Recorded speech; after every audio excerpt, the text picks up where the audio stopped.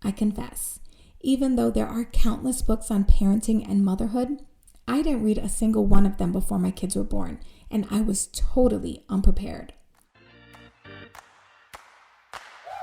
You're listening to Permission to Offend, the show that helps you live a life fully self-expressed so you can easily step up to your next level of faith, worth, and wealth.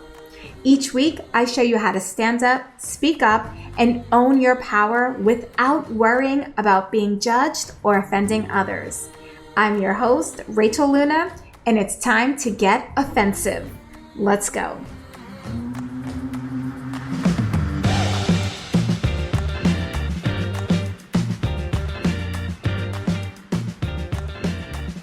Hello, it's your girl Rachel Luna, and you are listening to the Permission to Offend podcast, and I am so excited because today I'm going to be reading a little excerpt from my book, Permission to Offend, which is available for pre-sale right now, depending on the time that you're listening, but books will begin to ship. We have actual launch date, February 7th, 2023. I feel like I blinked, and all of a sudden we are here. And I know so many of you have already gone and purchased and pre-ordered your copy, but I think there might be a couple of you that haven't actually taken the plunge, and maybe you've been thinking, I don't know, there's no sample out there. I like to try before I buy. And if that's you, I totally understand, because I have a 3-page rule. So when I go to Barnes & Noble, I pick up a book, and if it keeps my attention for the first 3 pages, I buy it. So hopefully, as I give you this little excerpt into chapter 1, it gets you excited. Now, I'm going to read from chapter 1, but when you get your copy, start at the introduction. Typically, I skip past introductions because they're usually pretty boring, and so I was really intentional to make the introduction a pull you in experience. And I don't want to ruin that surprise by doing that here on the podcast, but I'm telling you right now, you're going to want to start there. So here we go. Chapter 1, Activate Your Truth. You're going to turn left just up ahead at the light, I said to my husband. The tension in the air was so thick, not even a butcher's knife could cut it. Earlier that morning, we had gotten into a verbal scuffle with our 2 daughters after they both had shown up to the breakfast table with laptops in hand, barely making eye contact with us.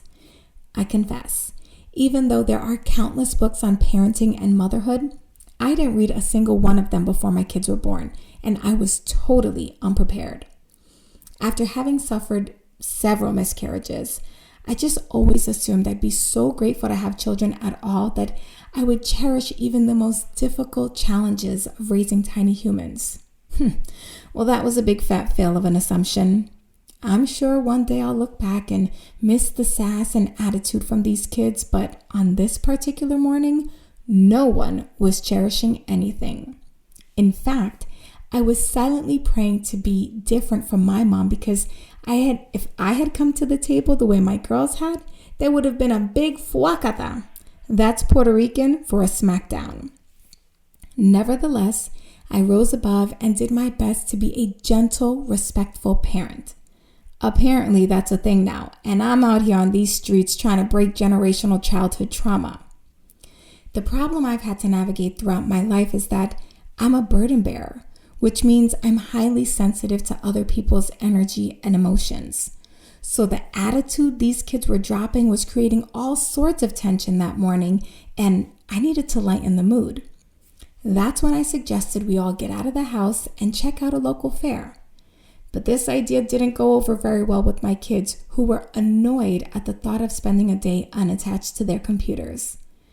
In a final act of frustration, my husband ordered all of us into the car for quote-unquote mandatory fun. As we piled into the vehicle, I seemed to be the only one with even an ounce of optimism, but it was dwindling fast. A burden bearer is someone who has the capacity to empathize, share, and shoulder the emotional loads of others. Being a burden bearer is a gift that can be both positive and negative. I sat in the front seat with my phone in hand, watching the GPS arrow inch closer to the left while our car rolled along in the center lane. Growing antsy, I said a little more forcefully, "Babe, left, just up ahead."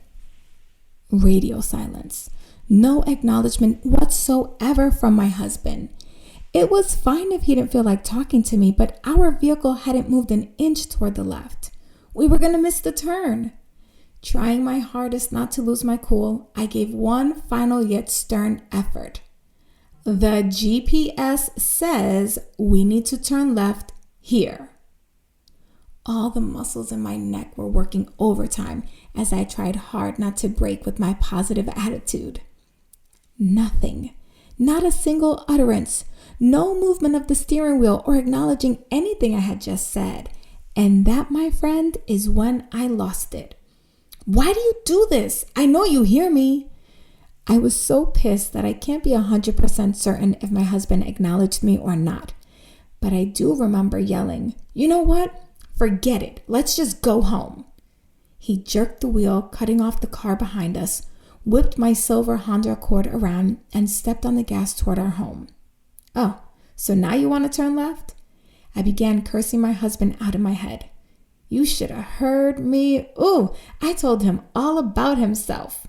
So now you want to drive like an ass in tailgate? I hope you get a ticket. Where are the cops when you need them? Always thinking you know better than me, and don't even think you're going to try to talk to me when we get home, because I don't want to hear anything that you have to say. Okay.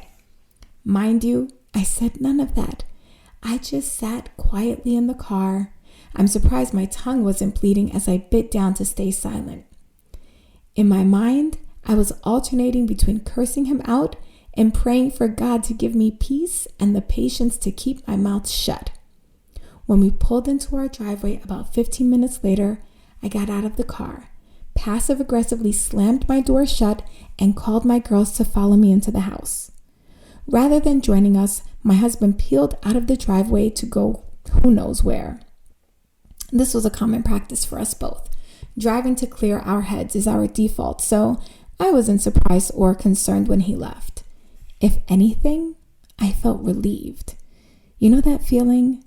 Something happens with someone you care about, things go off the rails, and although you want to work it out, you're momentarily grateful they're nowhere in your space. Effectively, you've been saved from yourself and the many other ways you might lash out and make things worse. As I collected myself, I wondered how a pretty Saturday morning had turned into such a major fiasco. All I had wanted to do was get the girls out of the house and do something together as a family. What was there to be upset about? After all, we lived the American dream in a home with a pool on a golf course. We have 2 beautiful daughters and a Maltipoo puppy named Layla. Both my husband and I had come such a long way, me growing up in New York City and him coming from a border town in Mexico. We had made it. With everything we had, we should have been waking up every single day feeling joyful and gratitude, actually looking forward to being together. What the heck was going on? How had this become my life again? So that's your first 3 pages of Permission to Offend. What'd you think? Do you want to keep reading? Do you want to know what happens next? If so, then go to permissiontooffend.com/presale. Or if you're listening to this after February 7th, you can go just directly to permissiontooffend.com and get instant access. So when you purchase your copy and register there, I will send you an email with the PDF of the introduction and chapter 1. So you can start reading ASAP. Not only that, you'll get to read the chapters, you'll get to do the work, and you'll be invited to join me in a private book club. How exciting is that? All right. I hope that this little excerpt got you excited. And if you've already pre-ordered the book and you have not accessed your bonuses, now would be the time. Send me a DM on Instagram. I'm @girlconfident. Let me know what you think of the book, how you enjoyed this excerpt. If you want me to do more, I thought maybe leading up to the launch, each episode I could read like a little snippet. So if you want me to do that, you gotta let me know. And if you are a new listener, welcome. Please subscribe. There's going to be more like this. as the book comes out, I'm going to be doing more readings. I'm going to be doing more coaching directly from the book, and I'm excited for you to join us on that adventure. Excuse me, tongue-tied a little bit. All right, I'll see you on the next one. Bye for now.